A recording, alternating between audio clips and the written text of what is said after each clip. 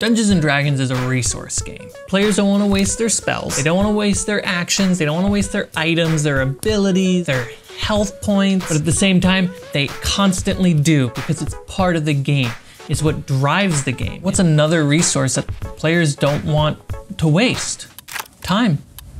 They don't want to waste in-game time because it feels like you're wasting real-world time. How about we separate the two? Our players can actually see them as separate things and spend real-world time to be as efficient with the resource that is in-game time. Especially adult players. Adults have such little time to play. So the classic solution to this is a torch that lasts an hour in real time. Shadow Dark RPG is a great example where a player will have a torch and the torch lasts real time, 1 hour, and that puts pressure on players to make interesting and important choices in their game. My issues with it are typically only the GM is tracking it, so once you got to the end of it, players are being more surprised by it versus it being a ticking clock like in Hitchcock, putting a bomb under the table. Often the torch system seems like pressure on the players versus putting pressure on the characters while making the player choices meaningful. But I did find a better solution that puts a priority in exploration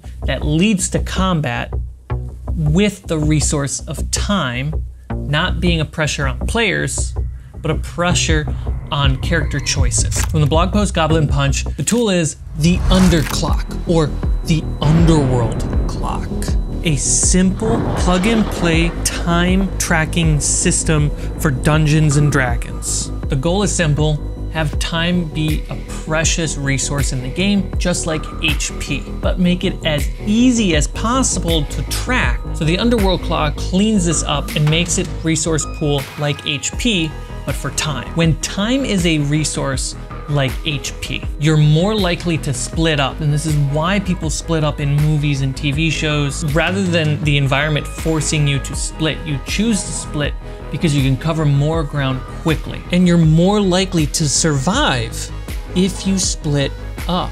I love it very much. I've even taken it and tweaked it just slightly to fit more of my style of play, and you can implement it in any game you're playing. The Underworld can be defined as the dungeons that you dive into, the wildernesses that you travel, where darkness can put pressure on you and your character and make things scarier because tension. And with this video's sponsor, Describe, we can get better at describing and narrating the Underworld to give our players more provocative images in their mind. When I started DMing, I used the starter kit. I didn't really like the descriptions of the spaces that the module offered me. So I actually started DMing with Describe, like drums of water and the pallid light of bioluminescent fungus. Xylophones and horns play a hypnotic rhythm. Kettle drums boom out arch rhythms, echoing in their great chambers. Then the dripping increases, the drums build, while the song of a solo violin, like a small soul navigating the deep halls, takes us to some destination. Describe has tens of thousands of narrational blurbs, gives players more provocative information every time they enter a room, meet an NPC, see a monster, ambient soundtracks, sound effects, and even music that you can even sync and tether to your narrations, make playlists ready for any session, encounter. I can play a creaking door when my players walk into a room, which then will force them to roll on the Underworld Clock. I can play looming music when an encounter is near. It's kind of that, oh, autosave. Why are you autosaving? What's going on? Why is the music changing? Now that you know what the Underdark is, and you have the best tool to describe it, let's break down the mechanics. How does the Underclock work? When the party enters a dungeon, the clock starts at 20. When the clock passes 0, a random encounter begins. PCs periodically will roll a 1d6 Underworld die that subtracts the result from the clock whenever they expend time or noise. The noise of combat typically doesn't contribute to the clock, but what does is exploring a new room or long hallway, moving through 3 already explored rooms, lingering or searching too long in darkness, making noise like kicking down doors or shouting. And an important thing to remember, the Underclock die is not your friend. It's not on the player's side.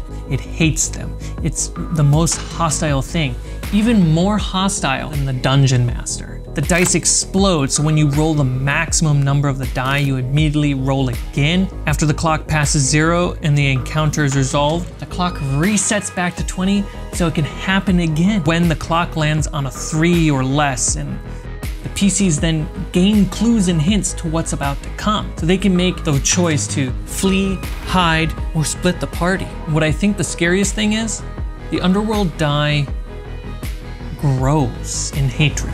Each rest you take in the underworld increases the underworld die by its size, from D6 to D8, D8 to D10, then D12, and then even a D20. The longer you stay in the underworld, the longer you dungeon crawl, the longer you explore the wilderness, the more likely it is to consume and devour you.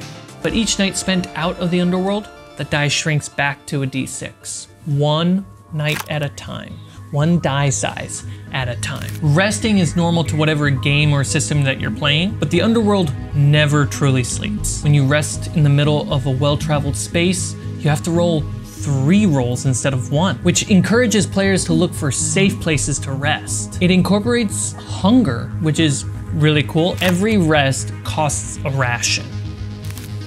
That makes purchasing rations important. This underworld clock system quickly can replace the 1 hour long torch like in Shadow Dark. It can quickly make basic dungeon exploring in 5e way more exciting, and gives reasons to why you should split the party.